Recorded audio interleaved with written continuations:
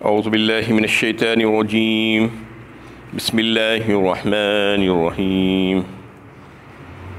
ذلك بأن الله يولج الليل في النهار ويولج النهار في الليل وأن الله سميع بصير۔ اللہ ہی ایسی قدرت والے ہیں کہ رات کو دن میں اور دن کو رات میں داخل کرتے ہیں۔ بے شک اللہ ہی سب کچھ سننے والے، دیکھنے والے اور جاننے والے ہیں۔ یہ سورہ حج کی 61ویں آیت ہے۔ گزشتہ درس میں ہجرت کے متعلق بات ہو رہی تھی۔ ہجرت اس وقت فرض کر دی گئی تھی مکے کے آخری دور میں، اور اس کے بعد پھر مدینہ پہنچنے کے بعد پھر فتح مکہ ہوا۔ فتح مکہ کے بعد اللہ کے نبی صلی اللہ علیہ وسلم نے اعلان فرما دیا کہ اب ہجرت نہیں ہوگی، یہاں سے ہجرت کی فرضیت ختم ہو گئی ہے۔ لیکن وہ ہجرت جو تھی وہ فی سبیل اللہ ہجرت تھی، اللہ کی راہ میں، راہ حق میں اللہ تعالیٰ کے حکم پر ہجرت کی تھی لوگوں نے۔ اس کے علاوہ جو دوسرے اور کئی ایک طریقوں سے لوگ ہجرت کرتے ہیں، جیسا کہ کسب معاش کے لیے ہجرت کرتے ہیں، پیسہ کمانے کے لیے، کچھ نوکری کرنے کے لیے، تجارت کرنے کے لیے ہجرت کرتے ہیں، یا کسی عورت سے شادی کرنے کے لیے، کوئی امیگرینٹ ہے اس سے شادی کر کے وہاں سے ہجرت کر کے کوئی دوسرے مقام پر چلے جاتے ہیں، یا تعلیم کے سلسلے میں لوگ ہجرت کرتے ہیں۔ یہ تمام ہجرتوں کی کوئی اعتبار نہیں، اور اس کی جو فضیلت جو ہجرت کی جو بیان کی گئی ہے، اس کی یعنی یہ وجوہات سے اگر ہجرت کی جائے گی تو اس کی کوئی فضیلت نہیں ہوگی اللہ کے پاس۔ صرف اور صرف اللہ کی راہ میں، یعنی ایک مقام سے دوسرے مقام کو ہجرت کر جانا، صرف اس وجہ سے کہ اسلام کے احکامات پر عمل کرنا اس مقام پر مشکل ہو گیا تھا، تو وہاں سے نکل کر دوسرے مقام پر جائیں گے تو وہ ہجرت اللہ اور اس کے رسول کے لیے ہوگی۔ اس کے علاوہ دوسری جو بھی ہجرتیں ہوں گی وہ اس کی کوئی فضیلت نہیں ہے، اور یہ انعامات کا جو تذکرہ کیا گیا تھا وہ انعامات اس کے لیے نہیں ہیں۔ لیکن ایک ہجرت ہے جو اللہ کے نبی صلی اللہ علیہ وسلم نے فرمایا کہ جو اپنے گناہوں کو چھوڑ دے وہ ہجرت ہے، گناہوں سے ہجرت۔ ان یہاجر من ہاجر اما نہى اللہ عنہ کہا، یعنی ہجرت وہ ہے، مہاجر وہ ہے جو ہجرت کر جائے اس سے جس کو اللہ تعالیٰ نے روک دیا ہے، جن چیزوں سے منع کر دیا ہے۔ جیسا کہ کوئی جھوٹ بولتا تھا تو جھوٹ بولنے سے اسے روکا گیا ہے، تو جھوٹ کو چھوڑ دینا، ہجرت کر جانا۔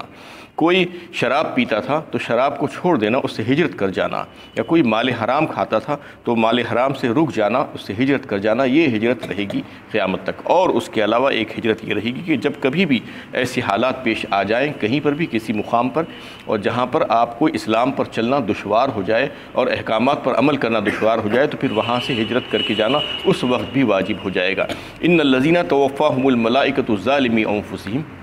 قالوا فیما کنتم قالوا كنا مستضعفین فی الارض قالوا الم تکن ارض اللہ واسعہ فتہاجروا فیہا فاولئک مأواہم جہنم وساءت مصیرا۔ یہ سورہ نساء پارہ 5 میں اللہ تعالیٰ اس کا بیان فرمائے ہیں۔ اصل میں اس آیت کا شان نزول تو ان لوگوں کے لیے ہے جب ہجرت فرض کر دی گئی تھی، اور اللہ کے نبی صلی اللہ علیہ وسلم نے اعلان فرما دیا تھا کہ سب کو ہجرت کر کے جانا ہے، لیکن مکے کے اطراف جو لوگ نئے مسلمان ہوئے تھے ان کو یہ بات سمجھ میں نہیں آ رہی تھی، اور وہ اپنی جان اور مال کو زیادہ عزیز سمجھ کر وہیں پر رک جا رہے تھے۔ تو ان کے لیے یعنی سخت وعید آئی تھی اس آیت میں کہ جب ان کی جانیں فرشتے نکالتے ہیں، روح قبض کرتے ہیں، ان الذین توفاہم الملائکہ ظالمی انفسہم، وہ اپنے آپ پر ظلم کرنے والے ہوتے ہیں۔ یعنی جب ایک حکم آ گیا تھا تو وہ حکم کی خلاف ورزی وہ کرنے والے لوگ تھے۔ ظالمی انفسہم قالوا فیما کنتم، اور پھر فرشتے ان سے پوچھتے ہیں کہ تم کس حال میں تھے، کیوں تم نے ہجرت نہیں کی؟ قالوا فیما کنتم قالوا کنا مستضعفین فی الارض، کہتے ہیں وہ لوگ فرشتوں سے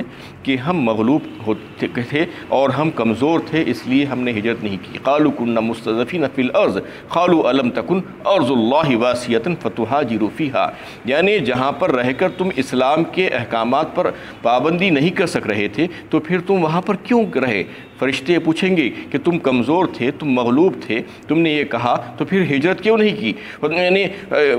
اس وقت جو ہے کیا اللہ کی زمین وسیع نہیں نہیں تھی، تم نے ہجرت کر کے کیوں دوسرے مقام کو نہیں جو ہے ہجرت کر لی؟ یہ ان لوگوں کے لیے بھی ہے جو ایسے ایسے مقامات پر جا کر رہ جا رہے ہیں صرف معاش کمانے کے لیے، پیسہ کمانے کے لیے، یعنی اچھے خاصے مقام کو چھوڑ کر کئی ایسے ممالک ہیں جہاں پر جا کر لوگ بس جا رہے ہیں، ہجرت کر جا رہے ہیں، جہاں پر اسلامی احکامات پر عمل کرنا انتہائی مشکل اور دشوار ہوتا ہے۔ بعض ایسے مقامات ہیں دنیا میں جہاں پر جمعہ کی نماز بھی نہیں ہو سکتی، جہاں پر آپ کو ذبیحہ نہیں مل سکتا، جہاں پر ہر طرف شراب ہی شراب ہے، سود ہی سود ہے۔ ایسے مقامات سے منع کیا گیا ہے، یعنی ایسے مقامات سے تو نکل جانا ہے ہجرت کر کے، نہ کہ وہاں پر ایسے مقامات کو جانا ہے جہاں پر جو ہے آپ صرف یہ سمجھ کر کہ وہاں پر جائیں گے تو آپ کی معاش اچھی ہو جائے گی اور آپ کی فائنینشیل کنڈیشن اچھی ہو جائے گی۔ یہ سوچنے والوں کے لیے بھی اس میں سخت وعید ہے ایسے لوگوں کے لیے اس آیت میں کہ جہاں پر جو ہے رہ کر آپ اسلامی احکامات کی پابندی نہیں کر سکتے، وہاں پر رہنا اور وہاں پر زندگی گزارنا یہ اس کے خلاف ہے، یہ حکم کے خلاف ہے۔ اور پھر اس آیت میں اللہ تعالیٰ اپنی قدرت کی نشانیوں کو بتا کر توحید کی دعوت دے رہے ہیں اور دعوت و فکر دے رہے ہیں۔ ذَلِكَ بِأَنَّ اللَّهَ يُولِجُ اللَّيْلَ فِي النَّهَارِ وَيُولِجُ النَّهَارَ فِي اللَّيْلِ وَأَنَّ اللَّهَ سَمِيعٌ بَصِيرٌ، یعنی اللہ تعالیٰ تو ایسے قدرت والے ہیں کہ وہ دن کو رات میں اور رات کو دن میں داخل کر دیتے ہیں۔ یعنی آپ دیکھتے ہیں کہ سردیوں کے موسم میں رات کتنی بڑی ہو جاتی ہے اور پھر گرمیوں کے موسم میں دن کتنا بڑا ہو جاتا ہے۔ یہ کون سی ہستی ہے جو یہ کام کر رہی ہے؟ اس کے پیچھے کار فرما ہے اللہ ہی ہے، اور وہ اللہ جو اتنے بڑے بڑے کام کرتے ہیں کیا تمہارے بارے میں نہیں جانتے؟ کیا تمہارے احوال سے واقف نہیں ہیں؟ یہاں پر اسماء حسنہ میں سے دو صفتیں لائی گئی ہیں، وَأَنَّ اللَّهَ سَمِيعٌ بَصِيرٌ، سمیع اور بصیر، بے شک اللہ تعالیٰ بہت سننے والے ہیں اور بہت دیکھنے والے ہیں، ان جیسا کوئی نہیں سن سکتا، ان جیسا کوئی دیکھ نہیں سکتا۔ ذَلِكَ بِأَنَّ اللَّهَ هُوَ الحق وأن ما يدعون من دونه هو الباطل وأن الله هو العلی الکبیر۔ یہ اس بات کی دلیل ہے کہ اللہ ہی کا الہ واحد ہونا حق ہے، اور جو لوگ اللہ کے سوا اوروں کو پکارتے ہیں مدد کے لیے ان کا عمل غلط اور باطل ہے، اور وہ سب کے سب باطل ہیں، اور یقیناً اللہ تعالیٰ ہی اپنی قدرت کے لحاظ سے بلند و برتر ہیں۔ اس میں اللہ تعالیٰ فرما رہے ہیں کہ اللہ تعالیٰ ہی حق ہے، اللہ تعالیٰ کی ذات حق ہے، اللہ تعالیٰ کے صفات حق ہے، اللہ تعالیٰ کا موجود ہونا حق ہے، اور ساری چیزیں اللہ تعالیٰ کے متعلق جو ہے وہ حق ہیں، اور اس کے علاوہ اللہ کے سوا جو جن کو لوگ پکارتے ہیں حاجت روائی کے لیے، مشکل کشائی کے لیے، اور یہ سمجھتے ہیں کہ یہ بھی معبود ہیں، وہ سب کے سب باطل ہے، وہ سب باطل ہے۔ ان میں ایک بھی اللہ تعالیٰ کی صفت نہیں آ سکتی، نہ وہ اللہ جیسا سن سکتے ہیں، نہ وہ اللہ جیسا دیکھ سکتے ہیں، نہ ہی وہ اللہ تعالیٰ جیسے کسی کو نفع پہنچا سکتے ہیں اور نہ ہی نقصان سے بچا سکتے ہیں، تو پھر وہ اللہ کے جیسے کیسے ہو سکتے ہیں؟ وہ تو سب کے سب باطل ہیں اور کمزور ہیں، مجبور ہیں، محتاج ہیں۔ وَأَنَّ اللَّهَ هُوَ الْعَلِيُّ الْكَبِيرُ، اور بے شک یقیناً اللہ تعالیٰ ہی جو ہے علی ہے اور کبیر ہے۔ دو صفتیں یہاں پر اور لائی گئی اسماء حسنہ میں سے۔ ہر جگہ آپ دیکھیے جہاں پر جیسی بات ہوتی ہے اس کے مطابق جو ہے اسماء حسنہ میں سے صفتیں آتی ہیں۔ وہاں پر دوسری صفتیں آئی تھی سمیع اور بصیر کی، اور یہاں پر علی اور کبیر کی صفت آ رہی ہے، اس وجہ سے کہ اللہ تعالیٰ کے ساتھ جو لوگ دوسروں کو شریک کرتے ہیں ان کو یہ سمجھ لینا چاہیے کہ اللہ تعالیٰ کی ذات انتہائی بلند ہے، اس سے بلند کوئی نہیں ہے، اور پھر اللہ تعالیٰ کی ذات بہت ہی بڑی ہے، یعنی اتنی بڑی کہ اس سے بڑا کوئی نہیں ہے۔ یہاں پر اس لیے یہ صفتوں کو لایا گیا ہے کہ جو شرک کر رہے ہیں وہ شرک سے پاک ہے اللہ تعالیٰ، جو دوسروں کو بھی اللہ کے ساتھ شریک کرنے کی کوشش کر رہے ہیں وہ تو بہت چھوٹے ہیں، وہ تو بہت پست ہیں اللہ کے مقابلے میں۔ أَلَمْ تَرَ أَنَّ اللَّهَ أَنزَلَ مِنَ السَّمَاءِ مَاءً فَتُصْبِحُ الْأَرْضُ مُخْضَرَّةً إِنَّ اللَّهَ لَطِيفٌ خَبِيرٌ، کیا تم نہیں دیکھتے کہ اللہ ہی آسمان سے پانی برساتے ہیں جس کی بدولت زمین سرسبز و شاداب ہو جاتی ہے؟ بے شک اللہ بڑے ہی باریک بین اور ہر چیز سے باخبر ہے۔ اس میں اللہ تعالیٰ اپنی اور ایک بڑی قدرت کی نشانی کی طرف غور و فکر کی دعوت دے رہے ہیں کہ دیکھو آسمان سے پانی جو برسایا جاتا ہے وہ کون برساتے ہیں سوائے اللہ کے؟ اللہ تعالیٰ ہی آسمان سے پانی برساتے ہیں، اور پھر زمین بھبک اٹھتی ہے، پھول جاتی ہے، اور چو طرف سرسبز و شاداب ہو جاتی ہے، ہری بھری ہو جاتی ہے، اس سے جو ہے غلے جات نکلتے ہیں اور میوے اور پھل پھلاری نکلتے ہیں اور نباتات اگ آتے ہیں، اور یہ جو ہے کون کرنے والا ہے؟ اللہ تعالیٰ۔ ان اللہ لطیف خبیر، اور پھر اللہ تعالیٰ کی دو صفتیں مزید یہاں پر لائی گئی ہیں کہ وہ بڑے لطیف ہے اور خبیر ہے۔ لطیف مطلب باریک بین، انتہائی باریک بین۔ لا تدرکہ الابصار وہو یدرک الابصار وہو اللطیف الخبیر کہا، سورہ انعام پارہ 7 میں ہیں اللہ تعالیٰ نے۔ اللہ تعالیٰ اتنے باریک بین ہیں، اتنے لطیف ہیں کہ ان کو کوئی دیکھ نہیں سکتا، ان کا کوئی احاطہ نہیں کر سکتا، کوئی نظریں ان کو محیط نہیں کر سکتی، لیکن وہ سب کو محیط ہے، یعنی وہ سب کو دیکھ سکتے ہیں، سب کا احاطہ کیے ہوئے ہیں۔ الا یعلم من خلق وهو اللطیف الخبیر، سورہ ملک پارہ 29 میں اللہ تعالیٰ یہ فرما رہے ہیں، کیا وہ نہیں جانتا جس نے پیدا کیا تم کو، وہ تو بہت ہی لطیف ہے اور خبیر ہے، یعنی جاننے والا بھی ہے، یعنی تمام باتیں تمہاری جانتا ہے، تمہاری خبر رکھتا ہے، اور انتہائی لطیف ہے، تم کو وہ نظر نہیں آتا لیکن وہ جو ہے تم کو دیکھ رہا ہے، تمہارا احاطہ کیے ہوئے ہے۔ تو اس طریقے سے اللہ تعالیٰ کی دو صفتیں لطیف اور خبیر یہاں پر آئی ہے۔ لہو ما فی السماوات وما فی الارض وَإِنَّ اللَّهَ لَهُوَ الْغَنِيُّ الْحَمِيدُ، جو کچھ آسمانوں میں ہے اور جو کچھ زمین میں ہے سب اسی کا ہے، اور بے شک اللہ ہی بے نیاز ہے، سب اس کے محتاج ہیں، وہ کسی کا محتاج نہیں، ساری تعریفیں اسی کے لیے، ہر طرح کی تعریف کا وہی مستحق ہے۔ اس میں اللہ تعالیٰ کے تعلق سے بیان ہے کہ زمین و آسمان میں جو کچھ بھی ہے، لہو کہہ دیا پہلے، لہو پہلے آنے کا مطلب یہ ہے کہ اسی کے لیے ہے، کسی اور کے لیے نہیں، اس کا بول کر نہیں بلکہ اسی کے لیے ہے، ملکیت سارے آسمانوں اور زمین کی اسی کی ہے، کسی اور کی نہیں۔ لہو ما فی السماوات و ما فی الارض، یعنی زمین میں جو کچھ بھی آپ کو نظر آ رہا ہے، جو کچھ بھی آسمانوں میں نظر آ رہا ہے، وہ سب کا سب اللہ تعالیٰ ہی کا ہے، اللہ تعالیٰ ہی اس کے مالک ہیں۔